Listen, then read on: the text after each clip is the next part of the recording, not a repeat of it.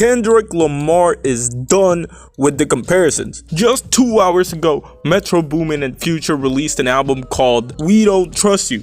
And honestly, I was gonna wait to listen to it, but Twitter made it clear I needed to listen to it now. More specifically because of the track Like That, which features an uncredited Kendrick Lamar, and he basically unleashes war. For the last 2 months, I've been trying to figure out how are Metro Boomin and Drake really gonna beef, how does a producer-rapper beef work? And he enlisted Kendrick Lamar, which to me came out of nowhere because we haven't heard much from Kendrick Lamar since the release of Mr. Morale and the Big Steppers.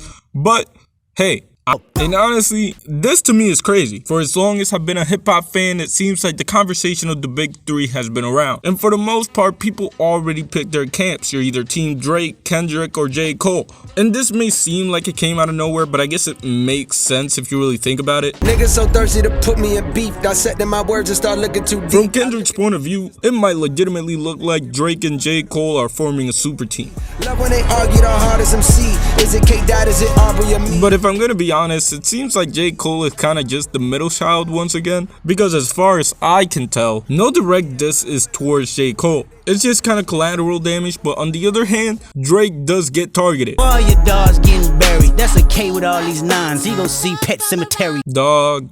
That shit was fire. Now obviously this referencing For All the Dogs, which came out a couple months ago and will forever be known as a track that tied Drake with Michael Jackson, and something that made a lot of people say that Drake was undoubtedly the GOAT now. I mean, tying with Michael Jackson, nobody else can do that. But Kendrick Lamar already cooked up a response Drake has done on the record side of things. Mostly because whenever you have the discussion of Michael Jackson and Prince, most people are going to say that Michael Jackson sold more records, but Prince was better. At least if they believe that Prince was better. Which is why at the beginning of the verse, Kendrick Lamar says, "Say it's a lot of goofies with a check." Honestly, this shit is like a thesis statement. He saw the counter arguments that people were going to have, and he dismounted the conversations before they even happened. Still though, I feel like I need to rewind at least a little bit because it does seem like it came kind of out of nowhere.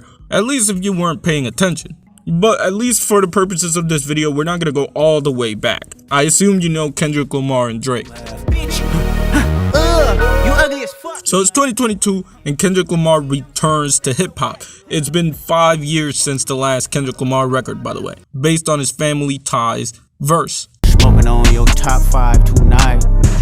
However, when the album came, surprisingly, the record was mostly about mental health, which was cool, and I do think the album was good, but that whole smoking on top 5 energy went out the window. In fact, the only mention of Drake throughout the record was Kendrick Lamar saying that he was confused as to why he made up with Kanye. When Kanye got back with Drake, I was slightly confused. Like, I don't know, that's not even a diss for real. In fact, in terms of disses, most fans have had to reach.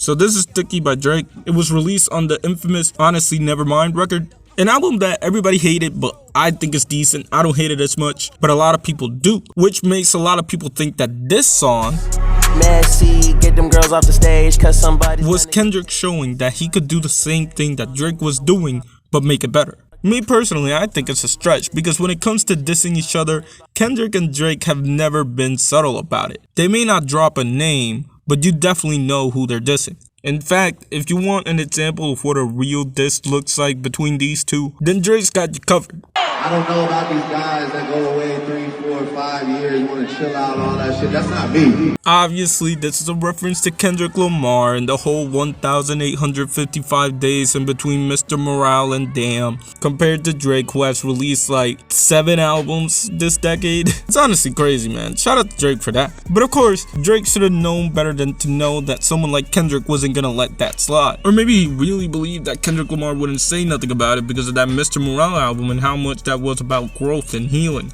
However, as we now know, that was not the case. And you gotta wonder how much Metro Boomin played a part in all this, because for those who don't know, Metro Boomin and Drake have been beefing for a while now. Obviously not for the extended amount of time that Drake and Kendrick Lamar have been beefing, but this beef goes back at least a couple of years. as Drake was originally set to be on Heroes and Villains, but got taken off for whatever reason. However, the track ended up leaking online, which leads a lot of people to believe that Drake himself leaked the song. Drake has done this before with Life of the Party when Kanye dissed him. The beef was something that people speculated on, but it definitely became clear once Metro Boomin started speaking out against Her Loss, winning Rap Album of the Years, and the hate got solidified once Drake poked fun at Metro Boomin. So how would somebody like Metro Boomin respond? How about by getting one of Drake's biggest threats and having Kendrick directly diss him? Which again is a big deal because Kendrick Lamar doesn't do disses like this, not anymore. And even Drake hasn't dissed Kendrick Lamar like this in a long time, at least not on record. So I'm predicting that Kendrick Lamar has just unleashed war.